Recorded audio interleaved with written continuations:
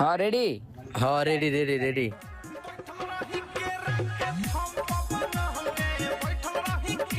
বৎস, কি? কিছু টাকা দে, উপরওয়ালা তোর ভালো করবো। ওই কেল্লা তোদের টাকা থাকলে দিয়া দে।